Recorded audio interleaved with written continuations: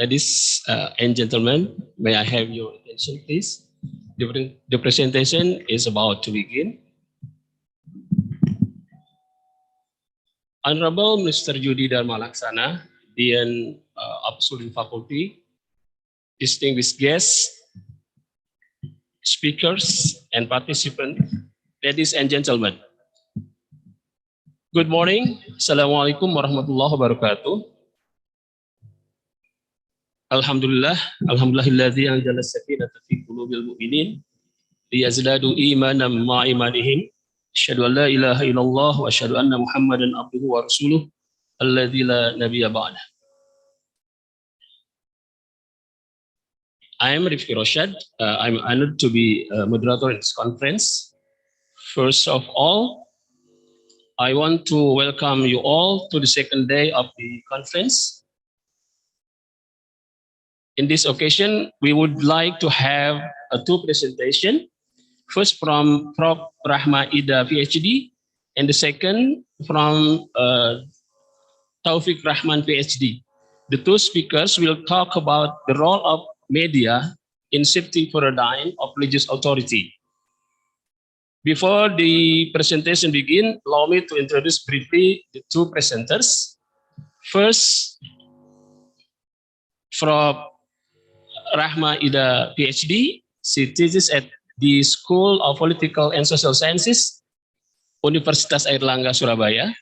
She also has been teaching media studies as a guest lecturer at some universities abroad, such as University of Melbourne, Australia, Edith Cowan University, Australia, Springfield College, Boston, USA, Islamic University, Malaysia.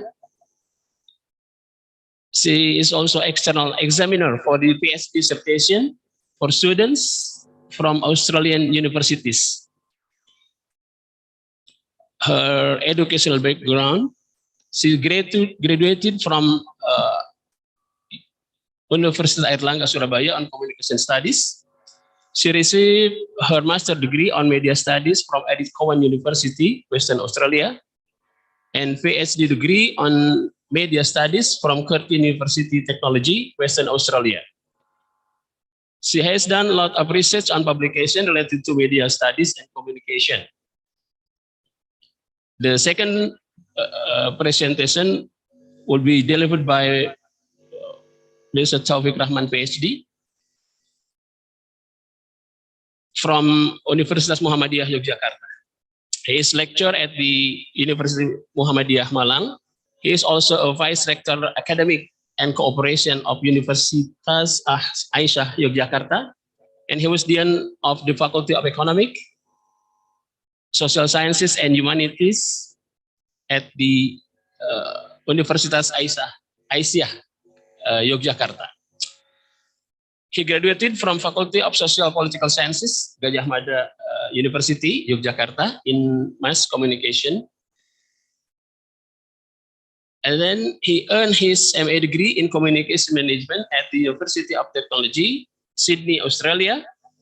And he received his PhD degree in Media and Communication Studies, School of Social Sciences at the University of Western Australia. His research and publication also mostly on communication and media studies. Without further ado, I would like to welcome the first presenter, Prof. Rachmah Ida, PhD, to deliver the presentation for about 30 minutes.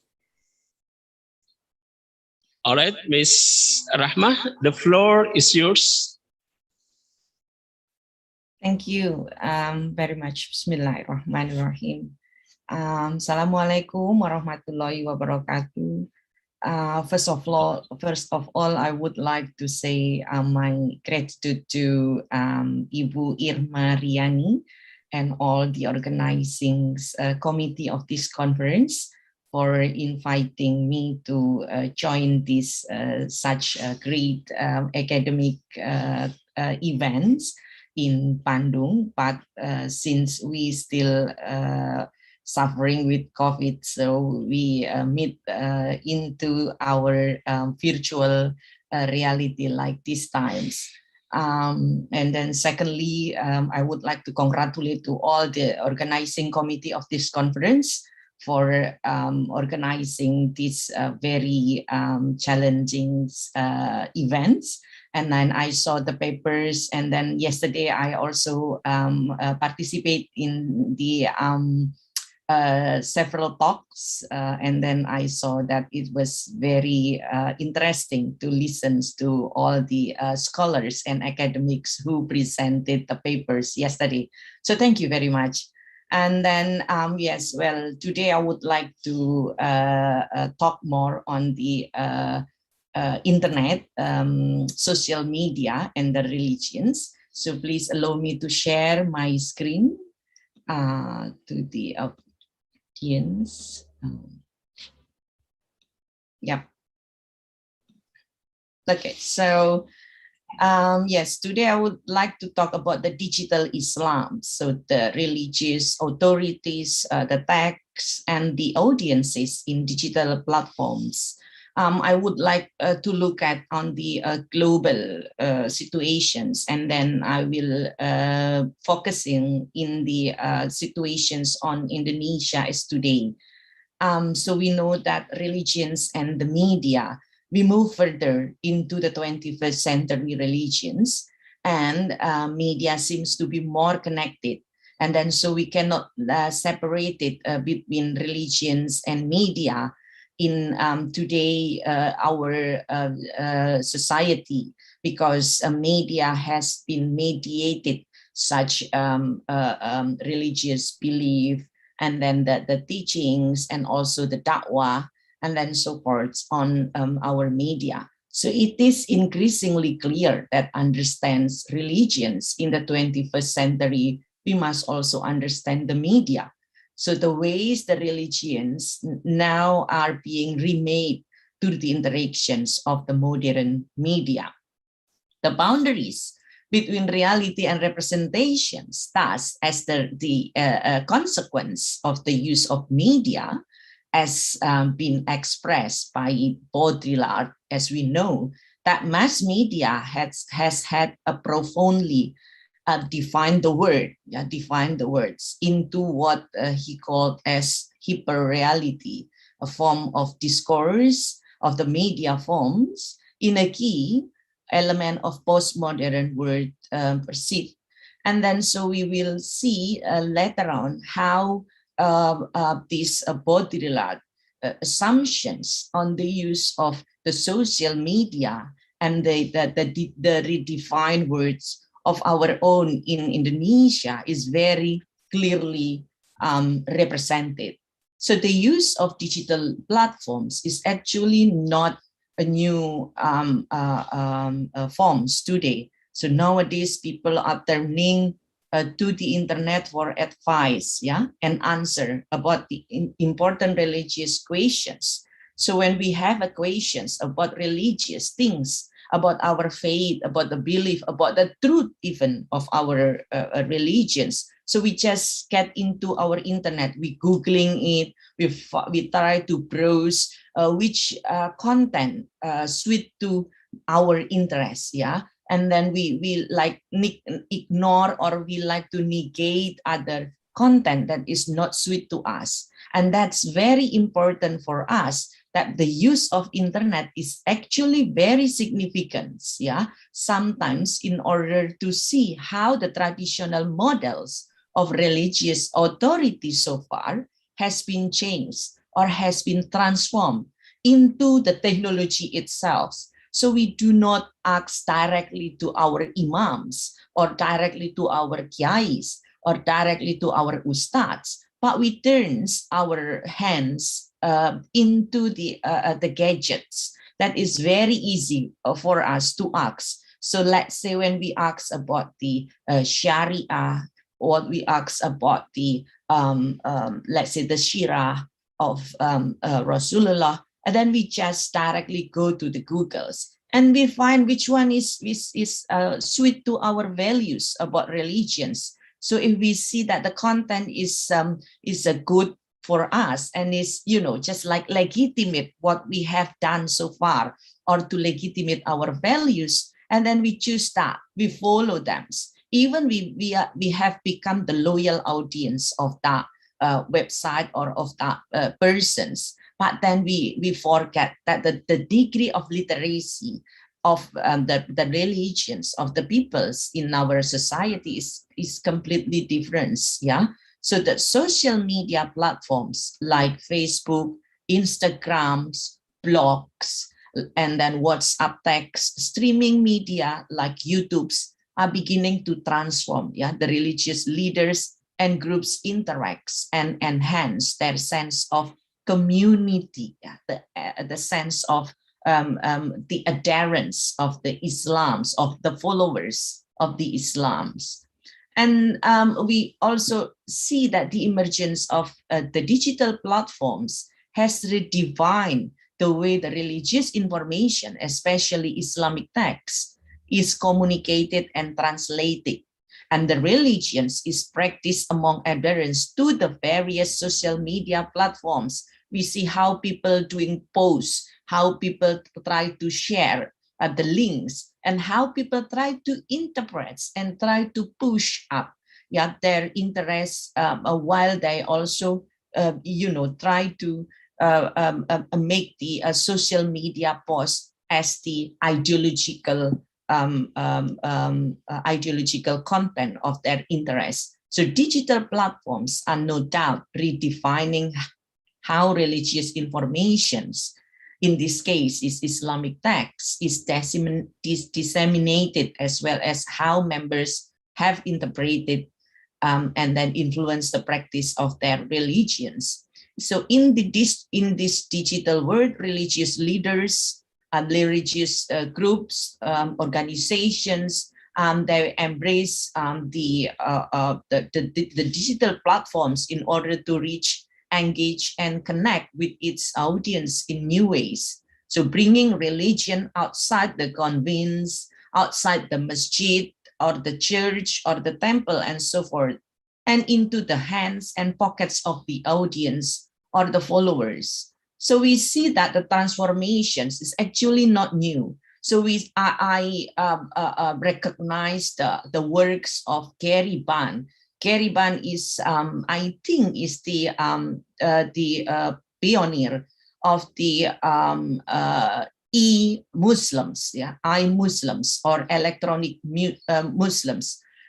He tried to build like a blogs on virtually Islamics in 2000s. When people's, when the Muslims peoples not thinking how the modern technology can affect the way they disseminate the religious things. And Gary Bunt tried to introduce this to the academic scholars, how actually Muslims has engaged in the modern technology. As we know that if in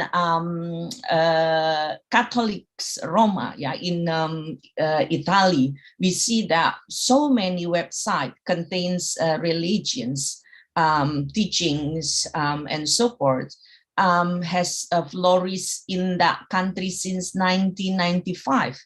And when the Pope II was saying that actually the Vatican is welcome to the coming of the internet in the end of 1990s years, at that time, we see that Islam was coming at the late times before the Vaticans. But according to Gary Bunt, he said that it's actually is not because of we are late in accepting the coming of modern technology, but because some Muslims leaders try to protecting the Muslims for getting engaged with the modern technologies like internets. So that's why in 2000s, Gary Bunt initiating the blogs, and then he also wrote the books on virtually Islamics. He introduced the computer-mediated communications and cyber Islamic environments to Islam. And also then in 2003, he also published another books on Islam in the digital age. And then he looked at how the electronic jihad or internet jihad, online fatwas. I think Pak Taufikur Rahman is the expert on that, yeah. And the cyber Islamic environments was increased during the early 2000s. And then in 2009, Gary Bunt again tried to write about the Muslims, the internet Muslims. And then he saw that how the internet as rewiring the house of Islam is very important and influence, especially when the Islamic State organizations has used this internet in order to influence Muslims all around the world. And then the recent publications in 2018, Gary Bunt wrote on the hashtag Islams, when he saw that Instagrams and then he saw that Twitters and Facebooks have become the new media platforms for Muslims organizations and for individuals in order to convey their message to the umat, yeah, in around the world. So the books on hashtag Islams talking about how cyber Islamic environments has transforming the religious authority from the modern to the new technology. So in the Muslims digital world, we see that the digital content has become a key part of expressions of contemporary Islam in many contexts. So in terms of the way in which faiths and then comments and then controls are manifest across complex system of Muslim belief, we see nowadays that many organizations they turns into the social media. So like let's say, for example, I put here this is also one of the interests of Gary Bunt on the Twitters of Holy Kaaba, when the Arabic organizations try to send the message to the people outside, not only to the Muslims, about the Holy Kaaba, about the Islams, and then how the concept of Islam as Rahmatan lil Alamin was introduced into these Twitter's activisms. So they regularly tweets the message about Islams, and then it makes like so people will get a better understanding about Islams. And also we see nowadays people just like use the Android applications, just like the Holy Qurans. And then, we then treat our mobile phones, we then treat our gadget, our iPad, our computers, it's just like our Holy Quran as well. Yeah, even if we got our mobile phone and we want to enter into our toilet, and then we just put our mobile phone outside because we thought that the Quran is inside our mobile phones. So this is the way then we try to make the reality of our life into the virtual life, when we see that God is everywhere, including God is on our hand, our pockets nowadays. So the diminished digital divide and the increased web literacy. So these two issues are very important for us to think. Yeah. So that the digital divide is still persisted in Indonesia. So some area receive very good connections in in our cellular mobile phones, but in some other area of Indonesia, they are still struggling to receive the signal. So let's say my students, they have to get the signals when they have to climb to the tree, or they have to climb to the higher places in order to get the signal to follow, the lectures using the virtual accounts. And also the degree of literacy. We see that not many people also in Indonesia are good or already been literate in using the webs. So when they received the text on their WhatsApp groups, let's say for instance, so without thinking further of the effects of the message, so they try to distribute the message. They don't know that the message is actually wrong or is actually correct or is actually true. But this is the way they try to interpret the Islamic text into what the publics try to interpret.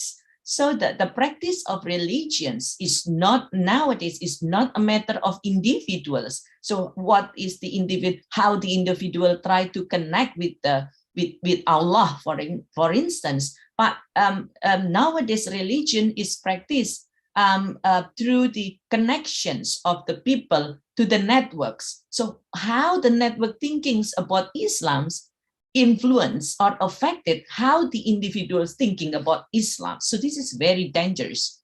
The forms of Islamic cyberspace that have a growing influence across diverse Muslim contexts, especially in relation to religious authority issues nowadays, is very crucial.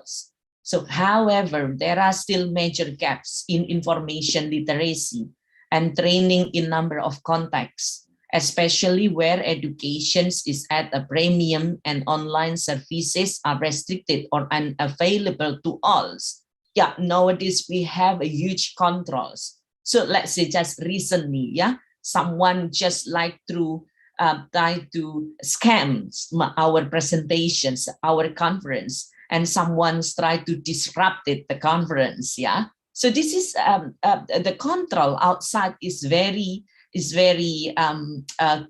very worried for us.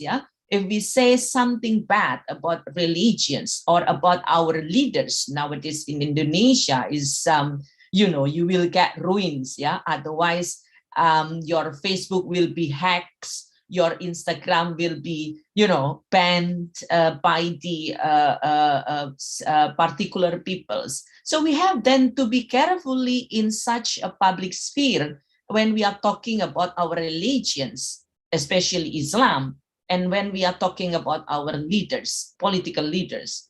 And then so the issue, who has the power to interpret the religions, and how that power manifests itself in guiding or forcing individuals to follow certain parts and patterns of behavior is now important, especially when we see that so many Instagrams, so many Facebook pages dedicated by the Islams in Islamic groups with various interests in our place.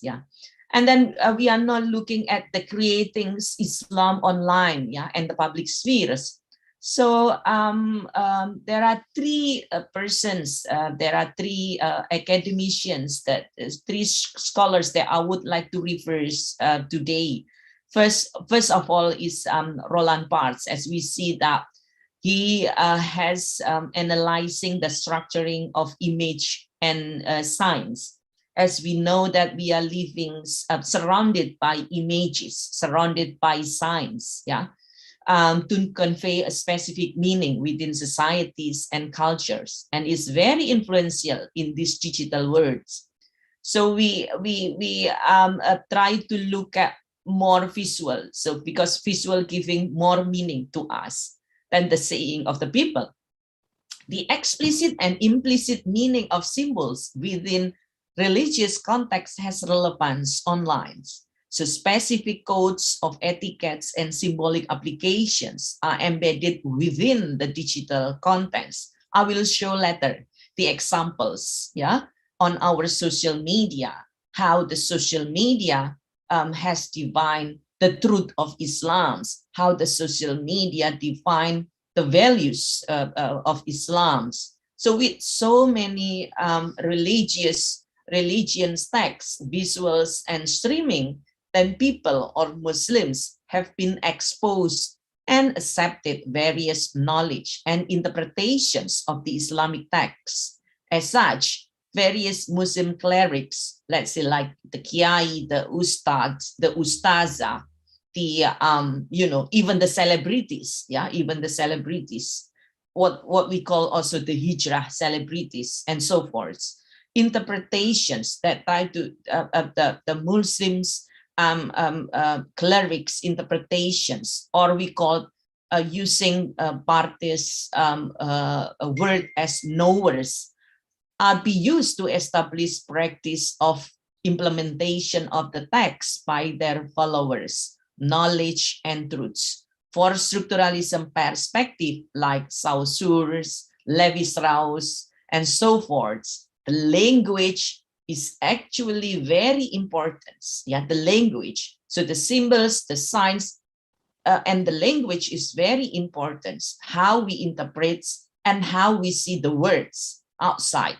So that's how the structuralist people call the context dependence. So the meaning is patience in relation to distinctions and oppositions grounded in social practices. So if we see a different kind of let's say live streaming from YouTube, for instance, and then we listen to how of the clerics or the kiais or the ustad saying about the Islamic teachings, and then we do not agree with that, how we can do? Then we ban that, then we block all the accounts. But if we see that the meaning is actually suitable to us, suitable to our values, and then we become the followers, we try to distribute it, we try to repost, and so forth. Yeah. The second one is, of course, the influence works of Foucault, into books of the order of things and the archaeology of knowledge. Foucault said about the analyzing the production of modern reasons and knowledge by digging into the past. At one level, this meant attacking certain taken for granted concepts, but especially this is in the Western context, how Foucault tried to criticize the Western's dogmas, how Foucault also tried to criticize the Western doctrines, the Western discourses on the ideas, on the knowledge, on the truths, and that have served to legitimize the Western knowledge and the philosophy through the books, through the books. That's why Foucault, so far Foucault, he did not want to, to translate all the books into English. He just want the books written in French language. So such the widespread belief in scientific advancement and faith in humanly engineered progress is actually structures and constructed by the Western-oriented values. So when Foucault said the productions of knowledge has been shaped and organized over the centuries by body of text on the books, our books, on the advertisings, on the entertainment, and so forth, and the doctrines and discourses. Thus, in terms of Islamic teachings, I would like to take the clue from Foucault. And in terms of Islamic teaching and dakwah on social media, in Indonesian context especially, we can see how the bodies of text, the doctrines, and the discourses about religion have been created and reproduced by the different speakers, or we call knowers, to the communities or to the adherents, to the followers, with different levels of understanding and beliefs, or with different understanding of knowing about the truth, of knowing about the Islams, about their religions, which in turn influence the religious practices on the field of community. And then we see how the breakdown of these integrations in our country becomes from that. And so the third one, I would like to take the Jürgen Habermas, the concept of public spheres. So for many people of faith, religion is not only about a set of dogmas or propositions, but about practices done in community. Excuse me. Beliefs give reason to the practice, and the practice reminds of and support the beliefs. Yes, we know this. Yeah, we know this. We know these assumptions, and we do these assumptions. So with the advance of social media, people of all traditions have a new means of both practicing and speaking their faiths. So we hope that the public sphere and the social media as the new formats of public sphere give the people more freedom, give the people more spaces to talk about their faith, to express about their religions, and to find the answer of all the requirements that they need about their religions. Nevertheless, as Jürgen Habermas describes how in the 19th centuries, the media interfaces that had been utilized to encourage debate were compromised and corrupted through the machination of industry and state power. Through the machination of industry, it means by the capitalism, industrials, and the state power is by the politics, or what Habermas mentioned about the Lebensfeld has been disrupted by the economic capitalisms and by the political interests. So meaning that any democratic development was to an extent negated. So when we see here, so in we look at in Indonesia, for instance, so one of the products of the advancements in technology, which is now massively used to spread various religions across the globe, is the social media. In a bid to reach out, win a new converts, or what we call mu'alaf, and maintaining loyal members or followers, various Muslim leaders in our countries and the Islamic groups in Indonesia have been in contest, to get the attentions of the various peoples in different communities, those who would like to get more new converts or more mu'alafs, and those who try to build the fundamentalisms about Islams, or who try to influence the new ways of Islams, and some organizations who also try to adopting the values from particular groups in Middle East, and then they try to make the purifications of Islams in our countries.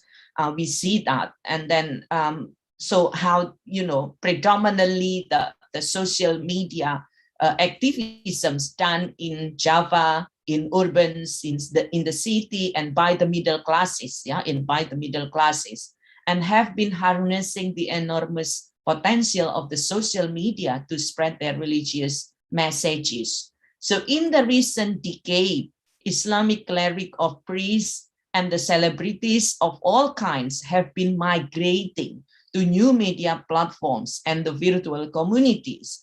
And so we see that the Majelis Taklim has now moved into YouTubes, into Zooms, into Instagrams, and so forth, into the live streamings. So certainly, this marks the birth of something that looks like the second coming of religion in digitally integrated formats. So again, this is the second coming of religion. So the first coming, we see that the first coming in the past, that's the first coming of religions was is actually did by the people, the da'wah, the interpersonal communication, the face-to-face communications, and the local cultural approaches and so forth. But nowadays we see that there is the second, it seems like there is the second wave of the coming of religions into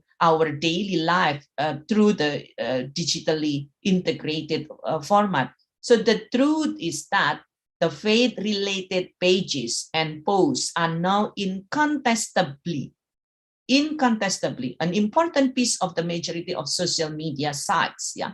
So, for instance, if we try to learn about tahsin, we can search in YouTube's how many pages, how many channels YouTube's that serve the community with tahsin models. So the other ones is try to use the models in the traditional like NU models, yeah, or the Muhammadiyah models, and also the Middle East, in the Tahrim's models, the Iran's model, and so forth. So many. If you want to learn about tahsin, yeah, only tahsin, but we find like tens, more than tens, YouTube channels provide the people about that. We see that in one side is very good. Yeah, we now have the virtual teacher, but at the other side, we see that it's become crucial when we look at the followers become see themselves as distinctive to other, and then they see other people is bad than them. Yeah. So this is all the examples of we see the podcast, we see the Instagrams, we see the online, the virtual posts, and so forth. So this only a few. This is only 5. We see in our social media not just like thousands of peoples, which directly become the celebrities. And this is also the examples how the new Islamic attacks the Islamic, the religious teachings as something that is new. Before we never talk about the hukum memakai BH dalam Islam. Nowadays we know there is the law in how to wear the bra in Islam. Yeah. So for our generations, so are they questioning about this, or how they interpret about this new law according to them? Really, is it Islam is also regulate our private life, let's say the use of the wearing of bra in our everyday life for the women's as well. So it's very difference nowadays. And so I come into the conclusions that the influence of the internet has a significant shift in forms and styles of Muslims' religious discourse within global and local contexts. So this affects the issue of faith and the issue of authority. As such, digital advances have been embraced to fulfill spiritual, mystical, and legalistic agendas. So I would like to underline yesterday, Aminah Wadud talks about knowledge production is critical in Islamic thought nowadays, and I agree to that. So that internet and social media have taken over the control of Islamic knowledge and truth to the adherents and the followers or the audience at these times. So thank you very much.